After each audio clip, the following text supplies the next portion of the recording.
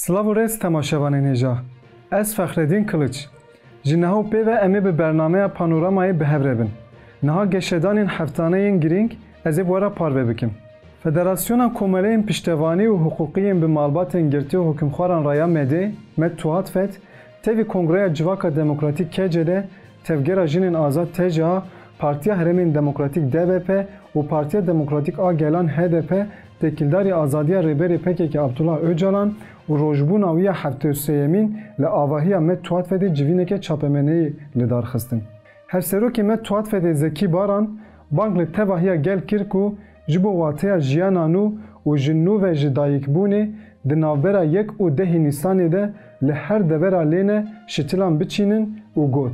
Di heman demê de ji bo pirsgirêka Kurd bi rêbazên aştiyane çareser bin, ji bo tecrîd demildest bi dawî bibe, em hemû gelê xwe roja 4 Nîsanê ji bo meşa Amarayê vedixwînin xelfetiyê. Hevseroka giştî ya DBP Saliha Aydeniz jî destnîşan kir ku pêşniyarên Öcalan hem ji bo Kurdan û hem jî ji bo gelên rojhilata navîn bûne hêvî û wiha got. Ji ber vê rastiyê ku hem gelê Kurd û hem jî gelên din tecrîda girankir ya li ser Birêz Öcalan qebûl nakin û ji bo azadiya wî çalakiyan dikin. Em 4 Nîsanê weke roja vejînê dinirxînin. Divê 4 Nîsanê jî bi coşa 8 Adarê û Newrozê bê pêşwazîkirin. Hêviya me ew e ku tevahiya gelê me di 4 Nîsanê de berê xwe bidin Amarayê. Rewşekî Türkiye têdaye em dibînin ki hem hêlekî şer çiqastiçe kurtir dibe, hêlekî zî ji bona ve şer, ji bona polîtîkayên tecrîtê, ji bona polîtîkayên qirkirinê û polîtîkayên qayyûmê îro li Türkiye'de bûye mîne polîtîkayekî rêvebirtinê û ji bona hemû van qirîz û kaosa derketin, ji bona şer were rawsandin, ji bona azadî û wekevî pêk were rol û misyona Birêz Öcalan rol û misyonekî pir mühim, pir giring e. Di daxuyaniyê de hevserokê KCD Berdan Öztürk jî axivî û da zanîn ku 8 Adar, Newroz û 4 Nîsanê ji bo gelê Kurd rojên giringin. Rastî ji bo gelê Kurd 8 Adarê çi be, Newroz çi be, 4 Ewrêlê, 4 Nîsanê jî ji bo gelê Kurd rastî jî rojeke dîrokî ye, rojeke giring e. Me vê ji bo çi dibêjin? Bingeha wê Kurtiya dixwazim wera parve bikim. Rastî jî dîroka devleta Tirkiye ku em dinêrin, xwe çi ava kir, megazagonê xwe va, zagonê xwe va, polîtîkayê xwe, asîmîlasyonê qirêj va, rastî jî xwastin armanca wan em bû ku gerê Kurd tune bikin, xilas bikin, biqedînin. Armanca bû, rastî jî armanca bû. Noqtekî da cikî da jî nêzîkî vê armancayê bû. İşte bûyîna rêberê gelê Kurd Birêz Öcalan va, rastî hem tenê rojbûyîna wî nabînin, gelê me tenê rojbûna wî nabîne, nav xaliya xwe da careke din gelê Kurd şîn da rastî jî zindî bû, xwe nas kir, çanda xwe nas kir, yani armanca bû. Tevî hemû aztengî û pêkanînên dewletê jî bi 100,000 kes tevlî Newroza Amedê ku bi duruşmeya demdema serkeftinê hate pîrozkirin bûn. Di pîrozbahiyên îsal de polîsan ji ber cil û bergên Kurdî gelek kes negirtibûn hundir û bi vê hêcetê gelek kes hatibûn binçavkirin. Mînaka vê rewşeya herî berbiçav jî li navçeya Bismilêya Amedê qewimî. Cewiyên 5 salî AB û EB ji ber cilên xwe bi dayika xwe Zeynep biçere roja pîrozbahiyê hatibûn binçavkirin. Polîsan şopa tiliyên cewiyên ku biribûn Müdûriyeta Polîsana Bismilê girtibûn û tevî dayika wan berdabûn.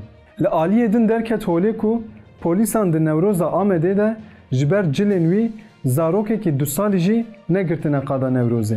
Bavê zarok ê parêzer Müslüm Dalar bûyer ji rojnameya Yeni Yaşamê re parve kir û wiha got. Polîsan gotin ku divê tu cilên wî ji ber bikî û wisa biçî. Bi tu awayî destûr nedan ku bi cilan em biçin. Min jî ji wan re got, tazîbe jî ez ê derbas bibim. Dûra min zarok qaneh kir, cilên wî ji ber kirin, montê xwe kir ber wî û bi wî awayî mekarî bikevin qada Newrozê. Bi hêceta çalakiyên 6 û 8 Cotmehê ku li dijî êrişa Daişê ya li ser Kobanî hatibûn kirin, hevserokên giştî Partiya Demokratîk a Gelan HDP yên berê û endamên lijneya rêvebera navendî MYK jî di nav de derheqê 108 kesan de doz hatibû vekirin. Danişîna Koma ya zemîna doza Kobanê di 28 Adarê de dest pê kir. Hefteya borî serokê berê yê dadgehê Bahtiyar Çolak ku havîna borî ji serokatiya dadgehê hatibû girtin, ji ber têkiliyên xwe yên bi rêxistina mafyayê ya bi navê Ata Dedeler re hatibû binçavkirin. Yek ji parêzerên doza Kobanê Alî Bozan di roja yekemîn a danişîna Koma ya zemîna doza Kobanê de binçavkirina Bahtiyar Çolak bi bîr xist û wiha got. Di çapemeniyê de cih girtibû ku serokê giştî MHP Devlet Bahçelî û wezîrê karên hundir Süleyman Soylu ji civîna Ata Dedeler re bûne referans. Bêyî ku em naveroka îddianameyê bizanin, MHP ji bo girtina HDP bang li dadgeha bilind kir. Tê îddia kirin ku civîna di sala 2020 ku Bahtiyar Çolak beşdar bûye de jî Bahçelî bûye referans. Hekî ev îddia rast bin, divê dadgeh demildest darizandinê bi dawî bike û biryara beraetê bide. Siyasetmedarê Kurd Ahmet Türk jî diyar kir ku li dijî wehşeta çeteyên Daişê kesekî netkariya xwe bêdeng bike û wiha got. Suçdariyên li me tên kirin siyasî ne û li ser fermanê tên kirin. İddianameya hatiye amadekirin derhuquqî ye.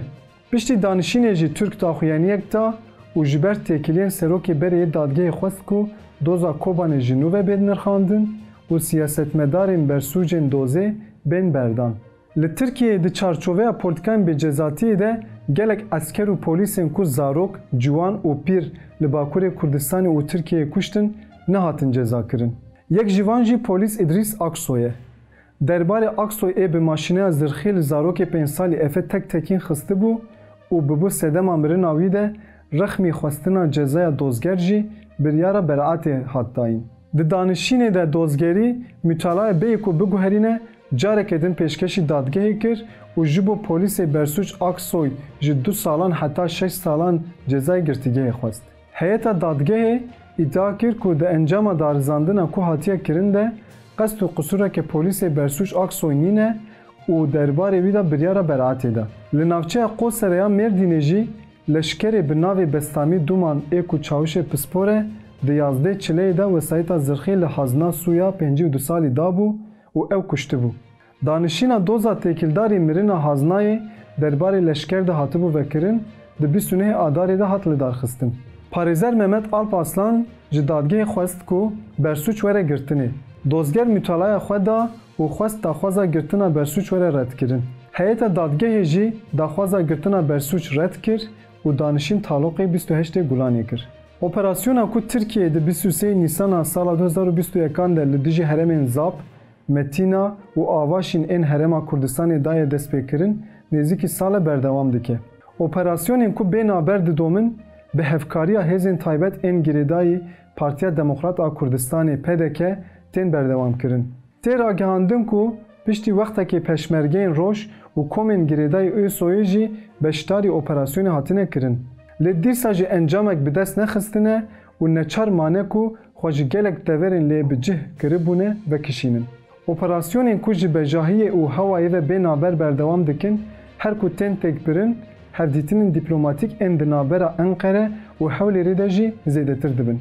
Herî dawî piştî hevdîtina Wezîrê Parastinê Hulusi Akar û Müsteşarê Mîtî Hakan Fidan ya li Herêma Federaya Kurdistanê ve carê jî Serokê Herêma Federal a Kurdistanê Nêçîrvan Barzanî bi Serokkomarê AKP Tayyip Erdoğan ra hevdîtin çêkir. Bi zêdebûna van hevdîtinên Enqere û Hewlêrê re hêzên taybet ên girêdayî PDK jî bi mebesta piştgiriyekê xurttir a bi Tirkiye ra sewqê herêmên cuda hatin kirin. Di daxuyaniyên ji aliyên hêzên Kurd ve tên dayîn jî tê diyarkirin ku helwesta PDK û hevkariya wî ya bi Tirkiye re zirarê dide yekîtiya Netewîya Kurd.